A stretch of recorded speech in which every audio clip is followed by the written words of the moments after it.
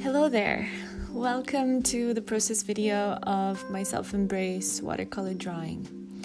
In this video, I'm going to share the different techniques that I'm using, the color choices that I'm making, and I'm basically just going to take you on a journey of creating this drawing with me.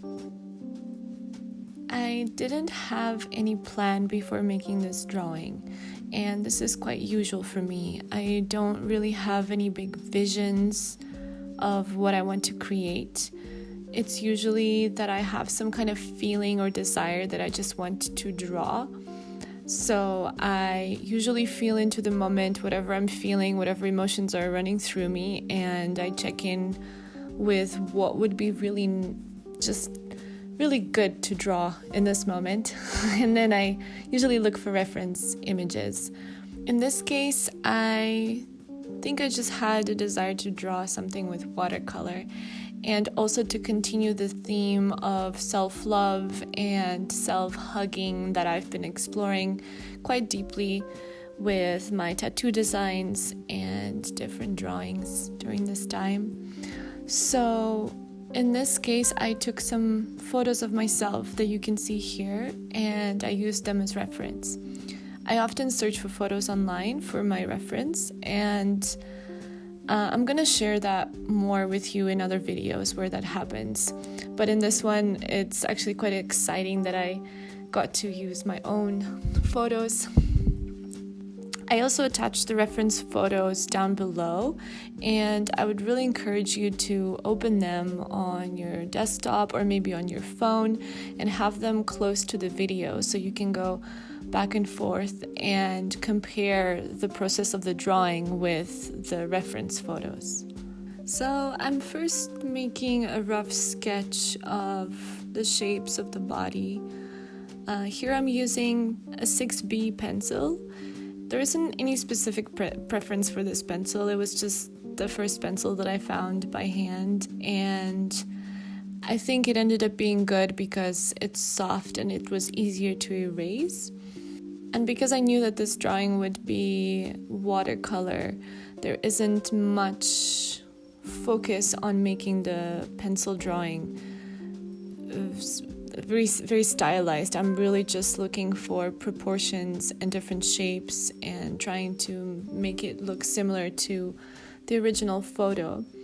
And there's different techniques that I use with pencils. Here you can see me going back and forth with each line, so it's because I'm really trying to find the right spot for the different body parts that I'm drawing. Other times I can go just one line drawings when I want to really explore different textures with the pencil. And here you see me erasing some of the parts that didn't look proportional to me.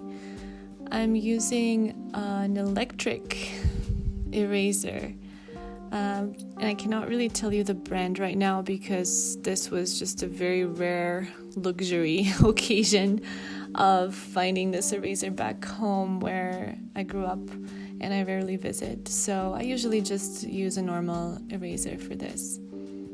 For this video, I'm going to speed up some of the parts so we can just go through it a bit more quickly and you don't have to get bored with the minor details of me trying to figure out the different proportions. So you can also see that I first drew the face. I've drawn I should know this.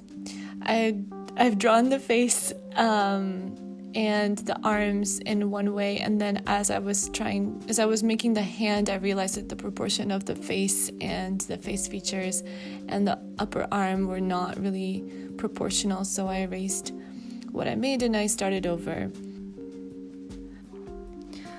I rarely draw the hair unless it's one of the main focuses of the drawing, and I keep the features of the face quite neutral, not wanting to give the person too much personality, but still wanting to transmit clear and deep emotions. The watercolor set that I'm using here is from Winston & Newton. It's my travel set that I take with me everywhere. And at the moment, I don't have a big set of brushes with me. I believe I got this brush at a local art supply store. It's a softer brush that works well with watercolor and acrylic painting. You can see how by turning the brush, I get different effects, and I can go from making very thin and precise lines to covering a bigger area. The color choice for this drawing was very intuitive. Like I said earlier, I didn't really have any visions for how I wanted this drawing to end up looking, so I was picking and mixing the colors on the go and ended up choosing mostly earthy tones. I'm also starting to use an ink pen, actually two, one for thicker lines and one for thinner lines. That would be the ideal, but I think I didn't really have all the pens with me. And the gray one eventually stopped working, so I mainly used this Micron 03 pen that you can see me working with. I personally don't have big attachment to certain materials when it comes to pencils or pens or brushes. I definitely choose to invest in higher quality materials when I shop for them, and especially when it comes to watercolor or the quality of the paper, because there I can definitely feel the difference in quality. While painting the body, I'm not exactly following the real skin tones, as you can see, but I'm still staying very mindful of the contrasts and the shaded areas. You can see me pausing and being very slow in how I put down the color. This is because I'm constantly checking my reference images and doing my best to stay true to the play between light and shadow that is happening in the photos.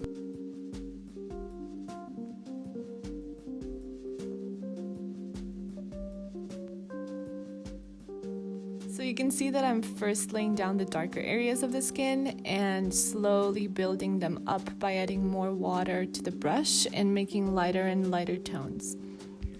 Again, if you aren't already, it would be really helpful for you to keep one eye on the video and the other on the reference image to help you really understand and note the way I'm laying down the different tones.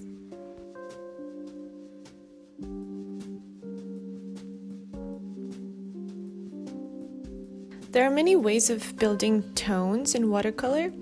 So you may find many artists first laying down a light foundation with a very pale color, then starting with the lighter shades and building them up, making the painting darker and darker, and slowly finding the shadows. That's probably a safer technique, but definitely not necessary, and there's many ways to go about it. By the way, if you're curious how I'm making this effect with the camera, following my brush strokes and moving into close-ups, it's actually really funny because I'm drawing with one hand and filming with my other hand. Yes, it takes very impressive skills to make this happen. So yeah, I'm basically the cameraman, the artist, the model, the video editor, the director, and the voiceover for this whole thing. And this is also my first time making a voiceover for a video. So thank you for supporting me and for watching this, and I'm hoping to just get better and better at it and maybe share some interesting stories eventually and combine it with more metaphors and I don't know what's coming. You will see.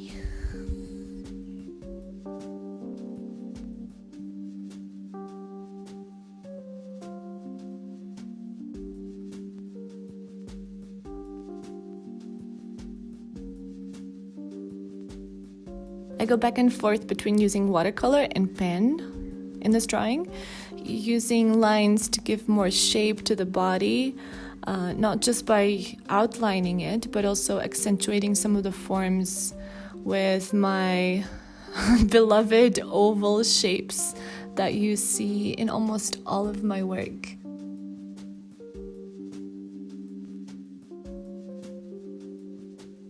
These circles that I use mostly around the shoulders, elbows, chin, cheeks, knuckles, and sometimes all over the body, especially in my tattoo designs, is something that I just grew really fond of, and it's not my creation. It was, I think, a combination of seeing different artists doing similar things and exploring that and finding my own way of expressing and using that technique.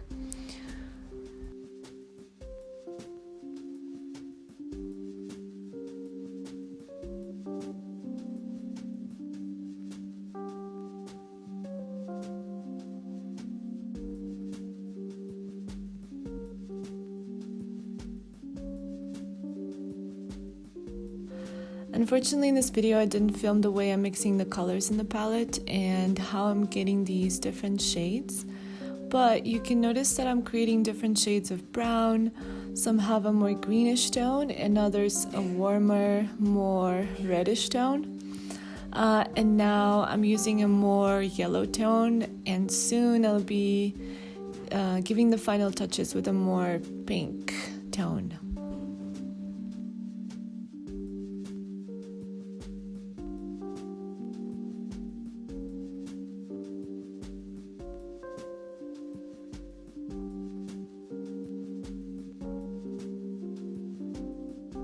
And because I'm not going for a realistic drawing, I'm not being extremely precise in making sure that the shadows are exactly as they are in the photo. And I'm leaving some open spaces where the light is, but others I'm just leaving them open just because it looks good in my eye. I'm also really enjoying leaving the brush strokes as they are, playing with different textures and not being too attached to the outcome. If a brush stroke does come out very strong and dark, then I quickly wipe it and disperse it either with my finger or by making the brush wet and going over that area.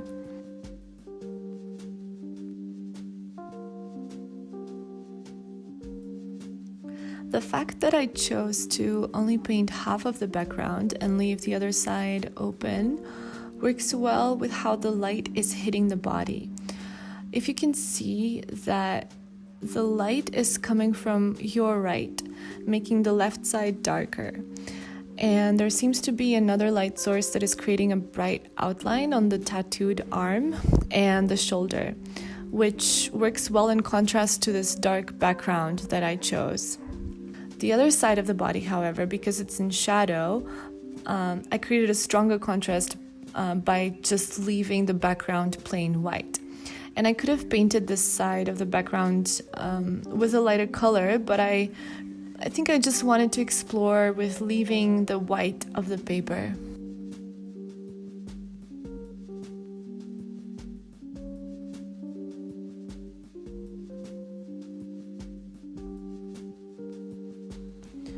Most of the colors that you see me using are not the pure tones that come in my watercolor set.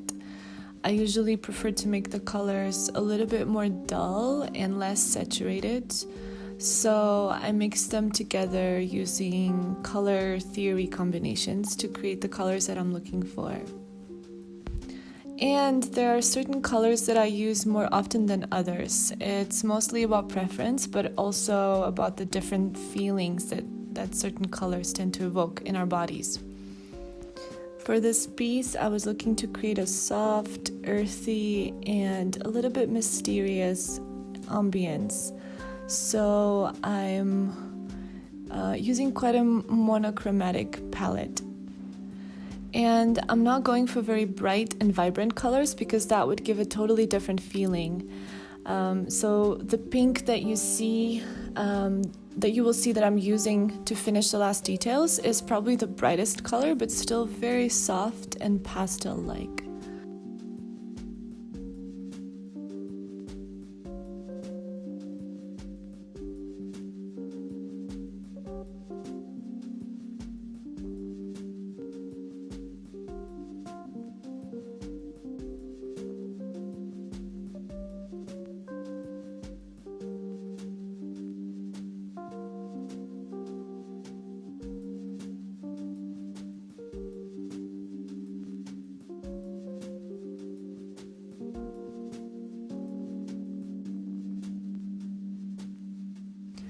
You can see me using the same tone that I used in the background for these little darker areas.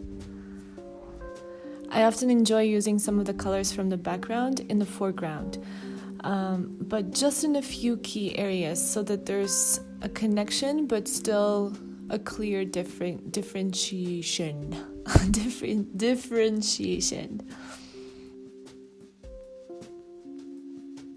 You can see that I chose to leave the pencil drawing and not to erase it. I think it gives the drawing more dimension and texture. And here I'm giving a little bit more shape to the lips with the pencil, and you'll probably not go over it with ink because I enjoy how undefined and pale the mouth area is. But just giving a few light strokes with the brush.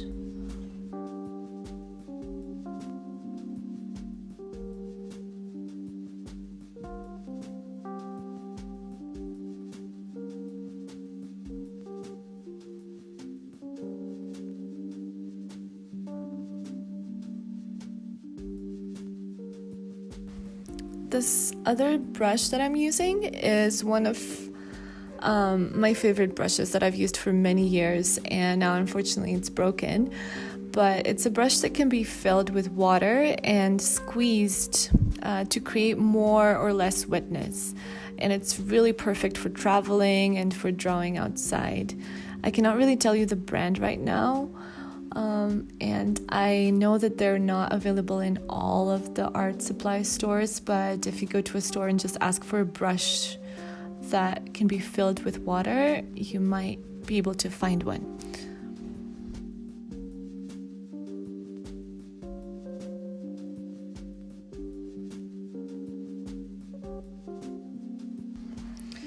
For these last details, I chose to work with a peachy, pinkish skin tone color to make some areas pop and stand out. I'm using them on certain edges, often combining them with the oval shapes that I made with the pen. And you can see how I'm using them only on certain key areas, not overdoing it. And how immediately brings more life to the figure and how your eye is directed to explore those areas. This part is very intuitive. I think if you were to ask me how I decide where exactly to paint with this color and why I chose some areas and not others, I would tell you that these decisions are made this way through, I think, just many experiments and practice. And it's also a deep feeling within me that guides me to put color in these areas and not others, because it just satisfies my eyes and how I perceive the drawing.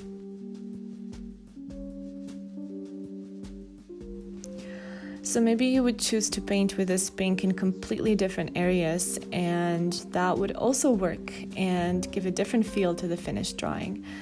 I'm doing it this way, and you might want to do it completely different way. Yeah, and so what I'm sharing with you here is my way and exploration, and you can pick some of my techniques up, but I really encourage you to look for your own expression and study many artists so that you don't just copy other people's work, but combine them in many different techniques into a unique expression of your own.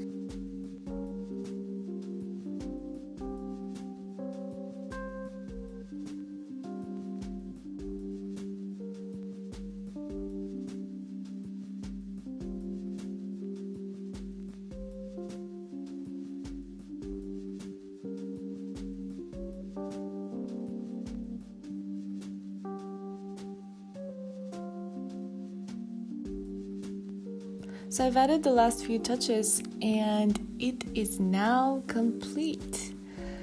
This drawing probably took me about 1.5 to 2 hours to complete, not including the breaks. I did not draw and paint it all in one go. I definitely took a few breaks and allowed the watercolors to dry before applying new layers. Yeah, and thank you so much for watching and for joining me on this journey. Please feel free to leave any comments or questions. I'd love to hear from you. And thank you again for your support.